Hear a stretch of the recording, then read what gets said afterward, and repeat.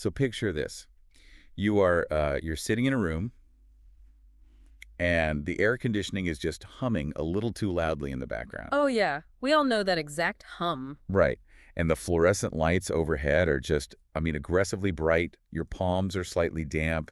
Your heart is doing that slow, heavy thud against your ribs. Yep, the classic biological threat response. Exactly. Your mouth is completely dry. Yeah. And you are staring across this, polished mahogany table Mm-hmm. at someone who holds a massive amount of leverage over your immediate future. It's terrifying. It is. Maybe it's a salary negotiation you've been losing sleep over for the last 6 months. Or maybe it's a make-or-break client pitch that determines if your business actually survives the quarter. Or, and this is usually the one with the highest actual stakes, it's your living room. Oh, wow. Yeah. Right, you're about to have a profoundly difficult, deeply emotional argument with someone you love. Yeah, that visceral physical reaction, the sweaty palms, the heart rate, that's just the universal human baseline for entering any high-stakes conversation. It is. It's an evolutionary biological threat response.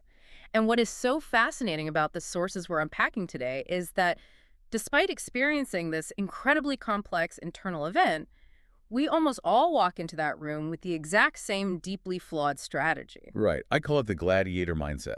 Oh, that's a perfect term for it. Yeah, we have this default programming, mostly handed down through, pop culture and corporate lore, that tells us negotiation is basically a battle of brute verbal force. Right, like the loudest person in the room wins. Exactly. The assumption is that the person who speaks the most or projects this dominating vibe or the one who brings the most ruthlessly logical spreadsheets to the table, they're going to conquer. We treat it like a zero-sum cage match. And that gladiator mentality is exactly the myth we are dismantling today in this deep dive. So glad we are finally getting into this. Me too, because when you look at the actual psychology and the proven mechanics of world-class negotiation, and we're talking about the framework used by top-tier hostage negotiators and high-stakes deal makers, it completely upends that entire paradigm. It really does. The most effective negotiators on the planet, they do not force people to agree with them. Right. They make them want to agree. Exactly. They curate this environment where agreement feels like a shared discovery, not a concession. Yeah, it's not about twisting arms. No, not at all. And it's vital to establish the stakes for you listening right now. You might be, I don't know, sitting in traffic or making breakfast thinking, look, I'm not a corporate lawyer. I don't negotiate hostage situations. This doesn't apply to my Tuesday. But it does. It applies to every Tuesday. The reality is you are negotiating constantly. Every single day is just a series of negotiations. Absolutely. You negotiate with your manager over project deadlines.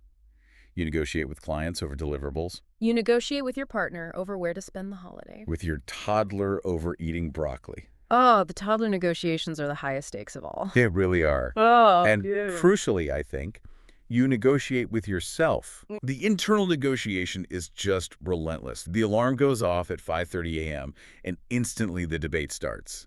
Should I hit snooze? Should I go to the gym? I did work late last night, so, maybe I deserve the extra sleep. That is a negotiation where you are acting as both parties. It absolutely is. All right. And the outcomes of these daily, seemingly mundane interactions, they are the literal building blocks of your life. 100%. They shape the trajectory of your career, your financial stability, the depth of your personal relationships, and ultimately your whole future. So mastering this isn't just about, acquiring a few slick corporate parlor tricks. No, and that is a critical distinction we need to make right off the bat. Let's make it. The mission of this deep dive isn't to hand you a list of manipulative tactics. This is not about learning how to verbally corner someone into doing your bidding against their will. Right. Manipulation is just toxic. It's a toxic short-term game. It fundamentally destroys trust. What we are talking about today is learning the mechanics of true, profound understanding. Because the core insight here, the big takeaway from the source material, is that the person who understands the emotional landscape of the room controls the conversation. That is the absolute foundation. If you can successfully shift your internal objective from how do I beat this person into submission to how do I accurately map and understand this person's emotional reality, the entire dynamic transforms. Conflict turns into collaboration. Okay, let's unpack this. Because before we can even begin to discuss what magic vocabulary to use or how to structure a counteroffer, we have to look at what happens before a single syllable is even spoken. The pregame. The pregame, exactly. The framework we're exploring dictates that negotiation does not begin when someone slides a printed term sheet across the desk. Right. It begins the absolute second you cross the threshold into that room. Or the second your camera clicks on in a virtual meeting. Yes, it's a radical reframing of the timeline. The moment you become visible to your counterpart, the negotiation is already fully underway. It really is. This immediately made me think about the concept of emotional regulation. And I want to try out an analogy here. I was thinking about the difference between a thermometer and a thermostat. Yeah, I like where this is going. So most people walk into a high-stakes room acting like a thermometer. And a thermometer is entirely reactive, right? It just contains mercury and blindly responds to the ambient environment. Right. If the room is hostile, the thermometer reflects hostility. If the room is anxious, the thermometer reads high anxiety. But a thermostat operates on a completely different level. Because it regulates. Exactly. A thermostat has a sensor to read the room, sure, but it is connected to an engine. It reads the temperature, recognizes that it's too volatile, and then actively kicks in a mechanism to change the ambient reality of the room. A feedback loop. Yes. You don't just read the environment, you set it with your presence. But, okay, I have to play devil's advocate for a second here. Go for it. Is it truly a biological reality that before I have even opened my mouth to deliver my impeccably researched argument, my mere physical presence has already tipped the scales? If we connect this to the bigger picture of evolutionary biology and neurochemistry, the answer is an undeniable, scientifically backed yes. Really? Yes. You have to remember that language is a relatively recent development in the grand timeline of human evolution. Okay, fair point.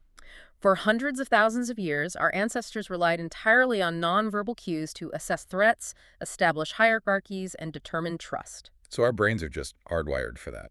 Deeply, permanently hardwired. We process visual and tonal data milliseconds before the prefrontal cortex even begins to decode the meaning of spoken words. Wow. Milliseconds. Yeah. When you walk into a room, the other person's subconscious, specifically their amygdala, which acts as the brain's threat detection center, is instantly running a massive diagnostic scan on you. A diagnostic threat assessment.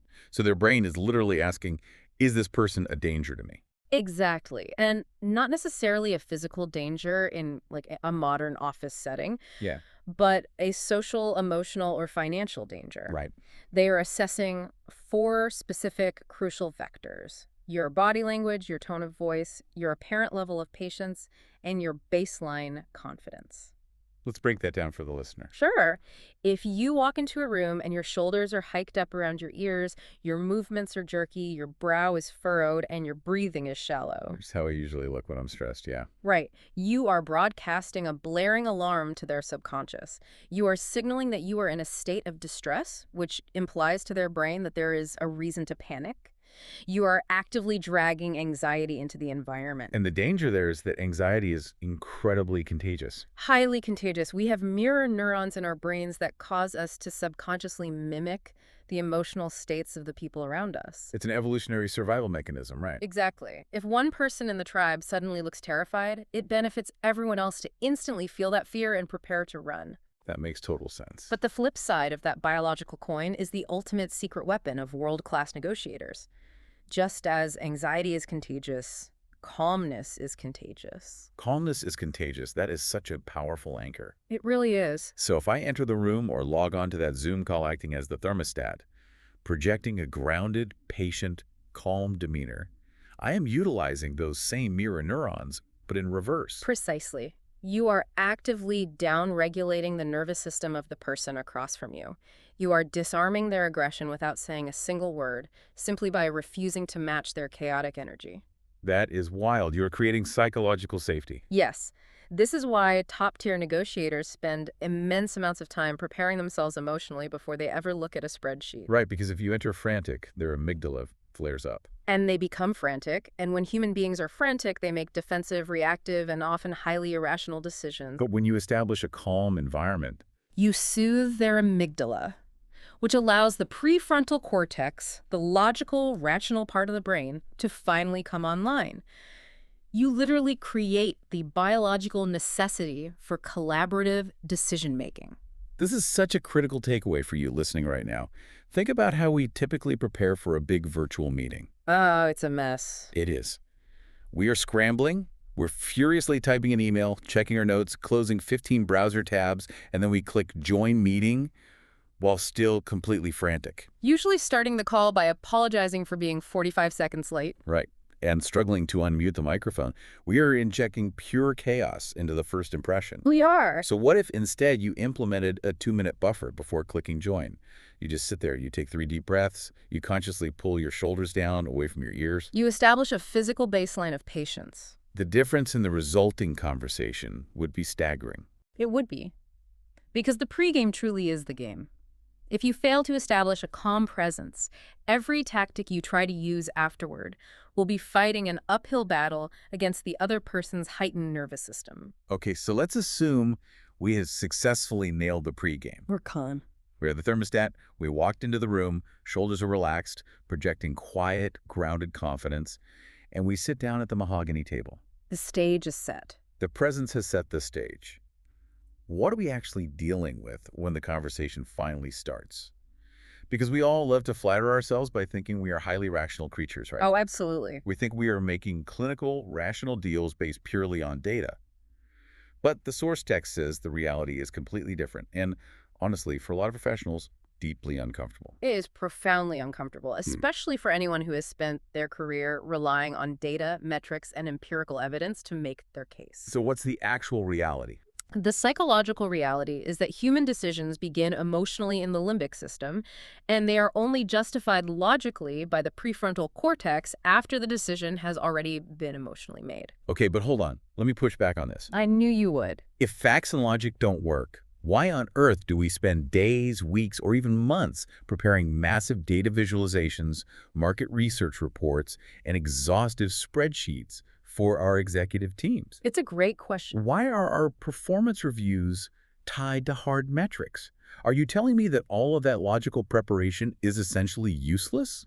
Because if I walk into my boss's office and just give them, like, good vibes instead of my Q3 sales figures, I'm getting fired. It's a very fair challenge, and it's important to clarify what the research is actually saying. Logic is not useless, data is not useless, but it is entirely sequential. Sequential, okay. Think of human decision-making like a train. Emotion is the engine pulling the entire massive operation forward. Logic is the caboose trailing behind. Okay, I like that visual. The insight here is that facts alone rarely change minds. Why?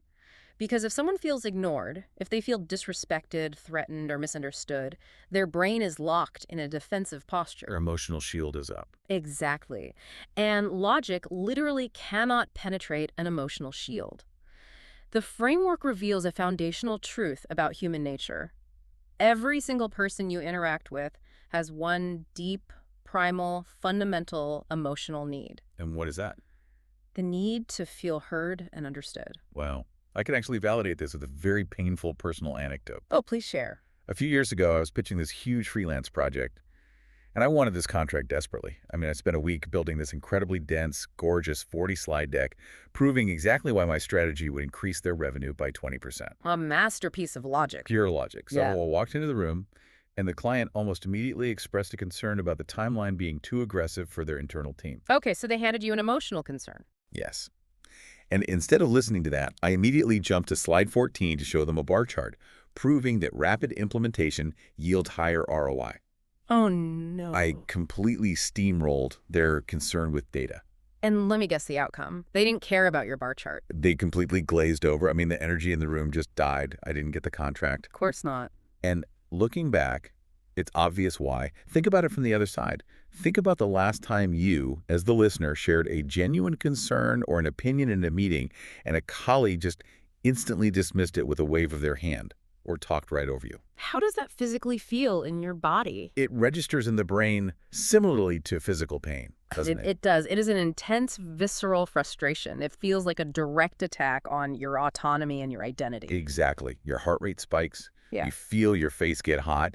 And in that exact moment of feeling dismissed, if that same colleague who just interrupted you starts reading from a beautifully formatted spreadsheet to prove logically why their idea is better, Do you care about their data? Absolutely not. In fact, you will actively, spitefully look for ways to poke holes in their data. Yes. Not because their data is necessarily wrong, but simply to punish them for making you feel invalidated. That is so true. It perfectly illustrates the absolute futility of leading with logic. You cannot outlogic someone who feels emotionally threatened. Which leads to a crucial maxim. Connection comes before persuasion. Connection before persuasion. It is an unhackable sequence. The greatest communicators understand this at a biological level. They do not walk into a room and rush to convince. They don't just open their laptops and start pitching. No, they prioritize listening first. Because acknowledging and validating the other person's emotional reality is the only key that unlocks the door to their logical brain. What is actually happening neurologically when we make someone feel understood?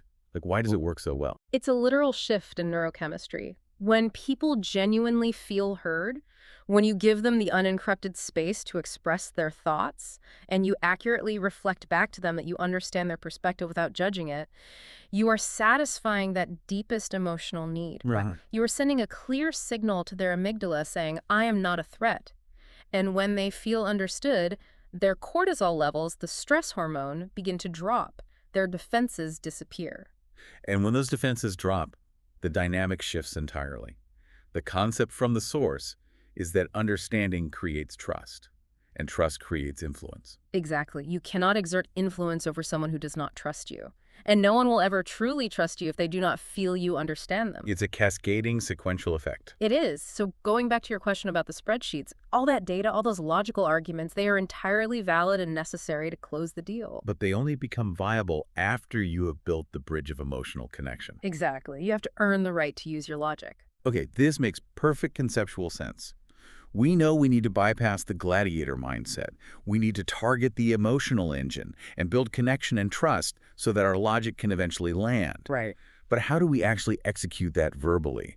When we are sitting at that mahogany table, what is the actual tactical toolkit? We obviously have to say something. We do, and the tactic is to completely toss out your demands, throw out your instinct to drop an anchor, and replace them with a very specific type of communication. Questions rather than answers. Specifically, what the experts call calibrated questions. Calibrated questions. Okay, let's define that for the listener. Yeah. What makes a question calibrated? A calibrated question is an open-ended question, usually starting with what or how, that is intentionally designed to invite the other person to think rather than just react. Interesting. Most people enter a negotiation trying to prove they are right. They make declarative statements, they draw lines in the sand, but a calibrated question removes the aggression. Because a question isn't a threat. Exactly. It fundamentally lowers resistance because it's non-threatening. It doesn't force the counterpart into a corner. It invites them to look at the problem with you. And crucially, these questions are designed to reveal the hidden motivations driving the other side. Let's look at the classic, quintessential example of this in action from the source material. The price negotiation. Oh, the price negotiation. Everyone's favorite. Right. Whether you are a freelancer negotiating a retainer or you're a procurement officer buying enterprise software, you hit a point where you need a better deal. You always do. And the overwhelming human instinct, which is really just a demand disguised with a question mark, is to ask, can you lower the price? Let's analyze the mechanics of can you lower the price. Okay. First off, it is a closed-ended question. It demands a binary yes or no answer. But worse than that, it instantly corners your counterpart. Because you're asking them to take a loss. Yes. You are explicitly asking them to take a financial loss, to concede ground so that you can win. It immediately triggers their defensive shield. You are building a wall between you and the deal. Right. Their instinct is automatically to say, no, we can't do that, our margins are too tight, and now you are just in a standoff. You're stuck. But there is an alternative, a perfectly calibrated question. Instead of asking, can you lower the price, you look at them calmly and ask, what would make that possible? Here's where it gets really interesting. The psychological brilliance of the phrase, what would make that possible, cannot be overstated. It is a masterclass in verbal judo. Break down why it works so well. Think about what you are doing. You are not demanding a concession by asking what would make that possible. You are taking the burden of problem solving and elegantly shifting it entirely onto their shoulders. Wow. Yeah. You are acknowledging their price, but you are inviting them to collaborate on a puzzle. You are essentially saying, I see your goal and I have my limitation. How do we get there together? Curiosity succeeds where aggressive pressure fails. Precisely. When they hear, what would make that possible? Their brain has to stop defending their price tag and start analyzing the mechanics of the deal to answer your question. You are forcing their brain to do the heavy lifting. Yes, you are. And in doing so, they might reveal incredible avenues for negotiation. They might say, well, we can't lower the price on a 6-month contract, but if you sign a 12-month contract, we could apply a 15% discount. Or they might say, we can't lower the cash price, but we could throw in priority onboarding and premium support for free. You just opened up an entire landscape of variables because you opened a door instead of building a wall. Exactly. But here is the catch, and this is the part where almost everyone, including me, fails spectacularly. Oh, I know what you're going to say. You deploy this brilliant, calibrated question. You ask, what would make that possible? And then what do? You have to deploy the most difficult, uncomfortable weapon in the entire negotiation toolkit. Silence. Just the word makes my stomach drop. I know. The agonizing, suffocating silence after you drop a heavy question into the room. It just feels terrible. It is intensely uncomfortable for almost every human being. We are biologically conditioned to fear silence in social interactions. Why is that? In evolutionary terms, if you spoke to your tribe and were met with prolonged dead silence, it meant you were being ostracized, which meant you were going to die alone in the wilderness. Wow, so it's literal survival instinct. Yes. When a conversation becomes quiet, our anxiety spikes. Our immediate, desperate instinct is to rush in and fill that terrifying void with words. And this is where we destroy our own leverage. We negotiate against ourselves. We do it all the time. We ask, what would make that possible? we wait exactly 1.5 seconds, the silence feels unbearable, and we immediately start babbling. I mean, I could maybe do a little more up front, or we could look at the scope, or if you can't, it's totally okay. You completely let them off the hook. We destroy the power of the question because we let the silence break us. Yeah, exactly. You have to let the silence do the heavy lifting. Why is silence so powerful? Because silence creates cognitive space. Right. When you ask a profound, calibrated question and then firmly shut your mouth, you are handing the entire psychological weight of the conversation over to them. They have to process the question. And because humans abhor a conversational vacuum just as much as you do, the pressure is now on them to speak to fill it. As the framework notes, space creates reflection, and reflection reveals truth. That's it right there. And when they finally break the silence to fill the void, they almost always reveal the hidden information you need. They do? They might sigh and say, look, the only way that's possible is if we can get this deal signed by Friday because my director needs it on this quarter's books. Boom. Boom. You just unearthed a massive piece of leverage. You now know their internal deadline and the pressure they're under. But you only got that invaluable data point because you were willing to sit in the discomfort of silence and let them talk. It requires immense discipline. A practical challenge for you, the listener. The next time you ask a pivotal question in any context, work or personal, literally count to 3 or even 5 in your head before you allow yourself to say another word. 5 seconds is a long time. It feels like an eternity. Bite the inside of your cheek if you have to. Just sit in the discomfort. Let the other person process.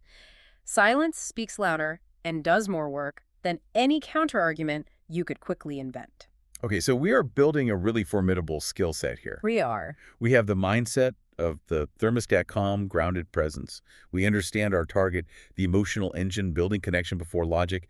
We have our primary tool calibrated questions designed to invite collaboration, followed by disciplined silence. It's a great toolkit. But the mechanics of communication aren't just about what vocabulary you choose or when you pause. A massive component of the source material is about how you physically sound when you deliver those words. Tone of voice. Right. The research is clear. Your tone matters significantly more than the literal words you are speaking. I want to focus on a very specific, incredibly relatable example from the text to illustrate this. Let's look at the phrase, we need to talk. Oh man, just hearing you say those 4 words out of context induces a mild stress response. Completely. It is a terrifying combination of words. But let's play with the delivery. If I look at you, my eyes get wide, I speak rapidly with a harsh, clipped downward inflection, and I say, we need to talk. That is alarming. Right. In a business context, that means I'm getting fired, or there is a catastrophic error. In a personal context, it means I am getting dumped. The immediate biological response in the listener is a spike in adrenaline, heightened anxiety, and total defensiveness. Their amygdala is screaming. But if I use the exact same 4 words, but I change the delivery. I slow my cadence way down. I drop the pitch of my voice into a lower register. I soften the edges of the consonants, and I say it with a smooth, calm inflection. Hey, we need to talk. What's fascinating here is that it changes the entire reality of the phrase. Suddenly, it doesn't sound like an attack. It sounds like genuine care. Yeah. It sounds like I am deeply concerned about you. Or there is a delicate, complex issue that we need to sit down and navigate together as a team. Exact same vocabulary. Radically different outcome. This is what hostage negotiators refer to as the late-night FM DJ voice. I love that term. The late-night FM DJ. It's perfect, right? It is a deep, soft, slow, and reassuring tone. It perfectly illustrates that communication is a physical transmission of emotion. When you speak slowly and smoothly, you are literally triggering a neurochemical calming effect in the other person's brain. You are signaling to their parasympathetic nervous system that they are safe. Yes. People will remember how your tone made them feel long after they've forgotten the specifics of your proposal. I can absolutely vouch for that. If I think back to performance reviews I had like 5 or 6 years ago, I could not quote a single metric, KPI, or specific piece of feedback we discussed. But you remember how you felt. Exactly. I can remember with crystal clarity whether my manager made me feel valued and respected or whether they made me feel disposable and small. And that memory is based almost entirely on the tone of voice they used. Because tone is the carrier wave of emotion. If your written proposal is highly collaborative, but you deliver it with a rushed, clipped, impatient tone, the listener's brain will believe the tone and completely ignore the words. The tone reveals your true state. It does. Which brings us to a vital corollary regarding pacing. If you are using a calm, deliberate tone, you must also control the pacing of the decision. You must never rush the process. Now, here is where I want to provide some genuine practical pushback. Let's hear it. This sounds great in a vacuum. But in the real world, in brutal corporate environments, isn't urgency sometimes a necessary and highly effective tool? Let's say I'm dealing with a procurement officer whose literal bonus depends on closing contracts quickly and driving down prices.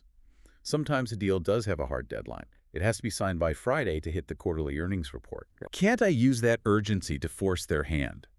If I just act like a slow, calm, late-night DJ, won't I lose the deal to someone moving faster?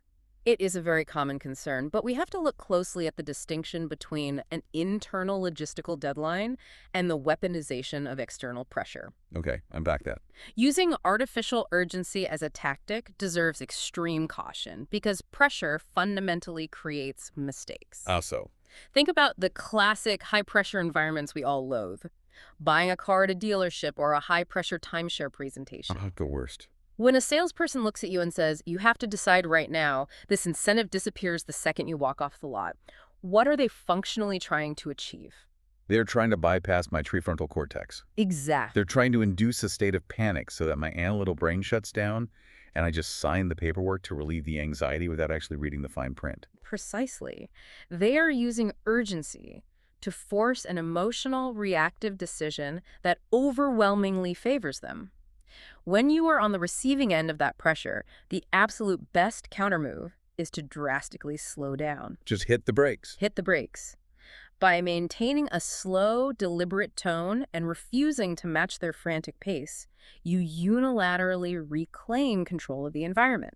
And to address your procurement officer scenario. Yes. If they have a real deadline, your calm demeanor doesn't erase the deadline, but it prevents the negotiation from spiraling into a chaotic adversarial clash. Yeah. You preserve the relationship capital. The person who controls the pace of the conversation ultimately controls the outcome. Always. If you allow them to rush you, you have ceded control. It is the ultimate defense against aggressive sales tactics or a bullying boss. Yeah. You just consciously slow the metronome down. Exactly. And this ties directly into how we define confidence in these high-stakes rooms. I think a massive portion of the population mistakes loud aggression for confidence. Oh, definitely. We picture the guy in the movie, pacing around the boardroom, shouting over people, pounding his fist on the table, demanding concessions, and we think, wow, what a confident negotiator. But that is the illusion of confidence. True experts view that behavior as exactly what it is. Weakness and aggression disguised as confidence. It is a temper tantrum. A temper tantrum. Yes. Real, formidable confidence is quiet. It doesn't need to interrupt because it isn't afraid of what the other person has to say. It doesn't need to shout to be heard. and it certainly never panics when faced with resistance. Quiet confidence. It listens, it observes, and it responds thoughtfully. It's like the difference between a small, insecure dog barking frantically at every single thing that moves and a lion just laying in the tall grass observing. Oh, that's a perfect metaphor. The lion doesn't need to bark to prove to the jungle that it is in charge. Its presence is enough. That quiet, lion-like confidence is born entirely from preparation and emotional regulation, not from vocal volume.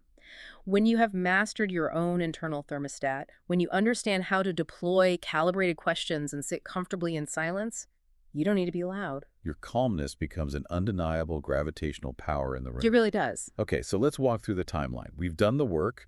We've established a calm pace. We are utilizing the late-night DJ tone. We are asking calibrated questions. And we have built a solid baseline of emotional trust. We're doing great. We are safely navigating the waters. But inevitably, in any real negotiation, you're going to hit a wall. It always happens. You are going to propose a solution or ask for a specific term, and the person across the table is going to drop the single word that we all dread hearing. They're going to look you in the eye and say no. The dreaded no. In our society, hearing no feels like a localized failure. It feels like a rejection, a door slamming shut, the definitive end of the line. And this is where we have to introduce a total paradigm shift, because the framework suggests that we should not fear the word no. And I need to really challenge this because it feels very counterintuitive. Okay. The philosophy argues that no does not end the conversation. It actually begins the real conversation. Right. But let's be real for a second. Okay. If I walk into my manager's office, lay out a beautifully prepared, emotionally intelligent case for why I deserve a $15,000 raise, and my manager looks at me and says, no, we aren't doing that. How on earth is that a good thing? I get it. Am I supposed to celebrate? I thought the entire overarching goal of a negotiation was to get to yes. That is the core conflict right there. And it requires a profound reprogramming of how we view agreement. We are deeply conditioned from childhood to chase the word yes. We crave the validation of agreement. Of course we do. But I want you to think critically about how often a yes in the real world is completely fake. A fake yes. Have you ever said yes to a relentless salesperson in a store just to get them to stop talking and let you walk away? Ugh. Yes, all the time. Or have you ever said yes to a friend's overly complicated dinner plans because you didn't have the emotional energy to deal with the conflict of saying no? The counterfeit yes. It is an escape hatch. Exactly. It's a way to end the discomfort of the interaction without actually committing to anything. People weaponize yes defensively. A yes is often just a cheap tactic to make you go away. Wow, that's so true. But no is a completely different psychological mechanism. The psychology of no is rooted in autonomy. Autonomy. Saying no makes people feel safe. It makes them feel secure, protected, and firmly in control of their boundaries. When your boss says no to your $15,000 raise, they have just asserted their authority and protected their departmental budget. Okay, I see that. And here is the crucial neurobiological shift. In the exact moment they say no, their anxiety drops, they feel powerful and secure. Okay, I understand they feel secure. Their amygdala calms down. You're right. I still don't have my $15,000, so how does their security help me? Because when a human being feels secure and in control, their defensive shields lower. They are actually significantly more open to listening and collaborating right after they say no than they were 3 minutes before. Wait, really? Yes. They have established their boundaries so they no longer feel threatened by you. This is why no is the true beginning of the negotiation. That is wild. Instead of panicking, getting defensive, or arguing when you hear no, you must learn to view it as an incredibly valuable data point. It is your cue to become genuinely curious. Right, because behind every no, there's hidden information about what they actually care about. Precisely. And the tactical response to hearing no is another brilliantly calibrated question. Yeah, it's the question. When they say no, you don't argue. You pause, you use your calm tone, and you ask, what concerns you most about this proposal? Or, it sounds like there's a specific reason that doesn't work for you. So you aren't arguing with their no. You aren't saying, but I deserve a raise. I worked 60 hours a week last month. No, never be that. You are validating their right to say no and using it as a doorway to dig deeper into their psyche. And this brings us to one of the most vital concepts in high-level negotiation, the distinction between positions and underlying needs. Let's break that down. When two parties enter a room, they're almost always arguing about surface-level positions. Positions are the tangible demands: money, timelines, specific deliverables, job titles. I want a $15,000 increase. That is my position. Yes. And your boss's position is, we cannot increase your base salary. If you only argue at the level of positions, it is a game of tug-of-war. You just pull back and forth until the rope breaks or someone gives up. Exactly. But to achieve a breakthrough, you have to look beneath the stated position, because driving every surface-level demand is a deeper, unspoken, often highly emotional psychological need. Likewise. These underlying needs are universal human drivers. Yeah. The need for security, the need for recognition, the need for freedom, or the need for respect. Let's run the boss hypothetical through this specific lens. Okay, let's do it. I ask for the raise. They give me a firm no. Instead of storming out, I sit back and ask calmly, what concerns you most about adjusting my compensation right now? Good. Maybe, because I made them feel safe by accepting their no, they reveal that it's not actually a reflection of my performance. Maybe they reveal that the executive team is terrified of a pending economic downturn. Right. And their deepest, most desperate underlying need right now is financial security and downside protection for the department. They are secretly terrified of having to execute layoffs in 6 months. Boom. There it is. Their no was never about your worth. It was masking a desperate need for departmental security. Wow. Or consider another underlying need. Perhaps their need is respect and authority. Maybe they're frustrated because you ambushed them with this request in the hallway instead of following the formal review protocol. And they just feel disrespected. Exactly. You will never, ever discover the real roadblock until you get past the surface position. And once you unearth that hidden need, everything changes. The objective shifts from winning an argument to solving a shared problem. Yes. If I discover my boss's real problem is a fear of fixed departmental costs, maybe I pivot my strategy. Maybe I say, it sounds like adding to the fixed base salary is too risky right now.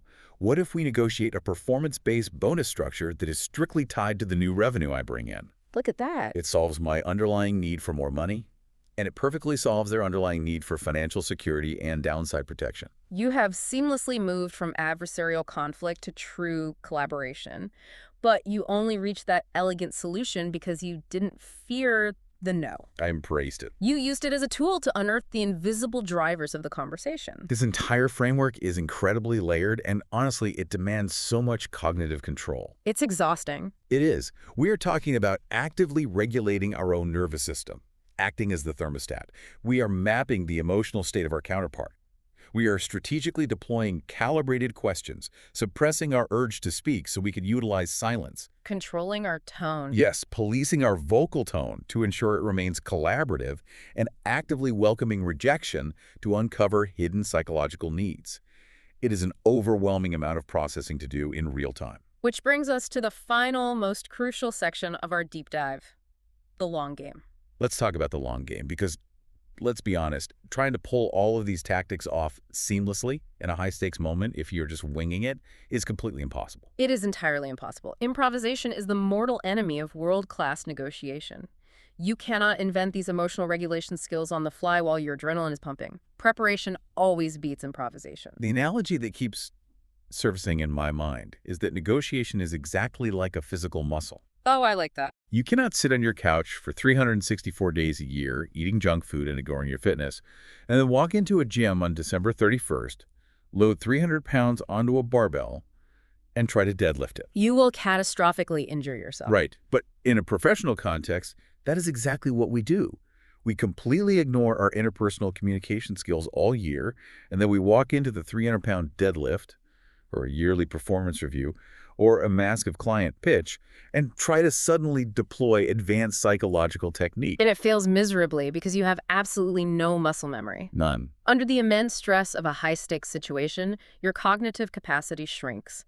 If you haven't practiced, you will immediately revert to your default gladiator programming, arguing logic, and getting defensive. So true. True preparation requires deep research, anticipating their underlying needs before you sit down, and most importantly, it requires daily continuous practice. So how do we actually build that muscle memory without risking our careers? How do we practice? This is perhaps the most actionable, life-changing advice we can offer from the source text. You must realize that negotiation is not limited to mahogany boardrooms. Every single interaction you have is an opportunity to practice. Low-stakes practice. Exactly. You must practice in low-stakes environments to build the neural pathways required for high-stakes environments. Let's give a concrete example of this daily practice for the listener. Think about ordering your morning coffee. Perfect example. You are interacting with a barista. Usually, we are on autopilot. We stare at our phones, bark our order, and ignore the human being in front of us. Tomorrow morning, treat it as a practice rep. Act as the thermostat. Yes. Walk up to the counter and practice being the thermostat. Consciously drop your shoulders. Make deliberate eye contact. Utilize your late-night DJ voice. Hey, how's your morning going? And if they accidentally make your drink iced instead of hot, do not get annoyed. Do not act like a thermometer. Right. Use it as an opportunity to practice a calibrated question. It looks like this got rung up as an iced latte. How can we get this switched to hot? It sounds trivial, but it is profound. You are actively building the neural pathways of emotional regulation and curious, non-confrontational communication. And you can do this at home, too. When your spouse or a friend comes to you venting about a terrible day at work, practice the devastating power of silence. Oh, that's a tough one. It is. Resist the urge to immediately offer solutions. Just listen, validate their emotion, and let the silence sit.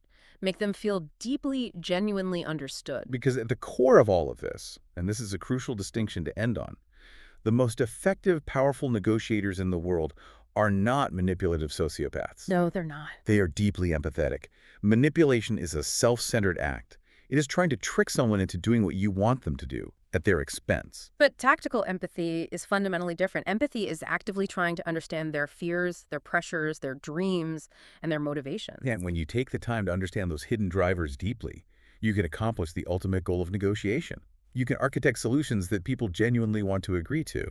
You are no longer forcing an unnatural agreement. You are discovering an outcome that organically satisfies both parties' hidden needs. It is the paradigm shift from extracting value, taking the biggest piece of the pie for yourself, to creating value, expanding the pie so everyone gets what they actually need. And creating value is the only sustainable way to play the long game.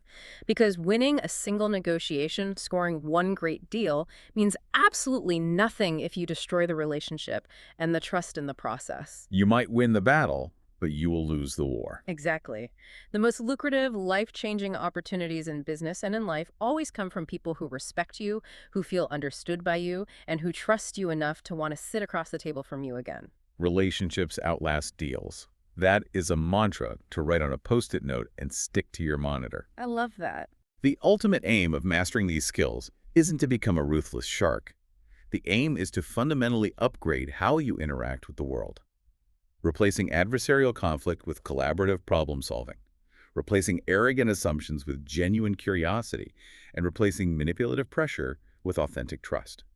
The individuals who master this don't necessarily get every single specific demand they ask for, but they consistently, reliably navigate conflicts to create outcomes that people are happy to embrace. Which is a superpower. It is the ultimate superpower. It transforms careers, it scales businesses, it deepens marriages, and ultimately it elevates the entire trajectory of your life. We have covered a massive amount of ground in this deep dive. We really have. We started by recognizing that our mere physical presence, acting as a thermostat, can downregulate the anxiety of an entire room before we even say hello. We mapped the emotional engine of human decision-making, realizing that dropping a logical data bomb only works after someone feels deeply heard and biologically safe. And we learn to abandon our demands and instead wield calibrated questions like, what would make that possible?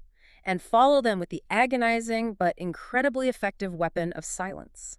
We dissected how our tone of voice, specifically slowing down and utilizing that calming late-night DJ cadence, matters far more than the exact vocabulary we select, and why allowing ourselves to be rushed by external deadlines is a recipe for disaster. We completely flipped our perspective on the word no, learning to see it not as a painful rejection, but as a biological safety mechanism that lowers defenses and opens the door to discovering the hidden underlying needs driving the entire conversation. And finally, we talked about hitting the gym. The necessity of daily practice in low-stakes environments, practicing tactical empathy with baristas, colleagues, and family members, ensuring that when the truly life-changing moments arrive, we have the emotional muscle memory to handle them with grace. As we bring this deep dive to a close, I want to leave you, the listener, with a final provocative thought to mull over as you go about the rest of your week. Let's hear it. There is a profound truth hidden in the mechanics we have discussed today. The overarching quality of your life is ultimately determined by the quality of your conversations. Wow. If every single interaction you have, whether you are negotiating a multi-million-dollar contract with the CEO, debating curfew with your teenager, or simply asking for a favor from a friend, is essentially an exchange of energy, boundaries, and hidden needs. What does your current default communication style say about the future you are inadvertently building for yourself? That is a heavy question. Are you currently building a future based on pressure, assumptions, and brute force? Or are you building a future based on curiosity, emotional intelligence, and trust? Don't wait for your next massive, high-stakes business deal to figure it out. Start practicing today. In your very next conversation, ask one slightly better, open-ended question. Listen just a few seconds longer than is comfortable. Sit in the silence and consciously pause and drop your shoulders before you react. Because when you inevitably walk into that room, the one with the humming AC, the sweaty palms, and the impossibly high stakes, you do not want to rely on having the loudest voice. No, you want to rely on having the deepest understanding. Because the person who truly understands emotions controls the conversation. Thanks for joining us on this deep dive. Go out there and start practicing. We'll catch you on the next one.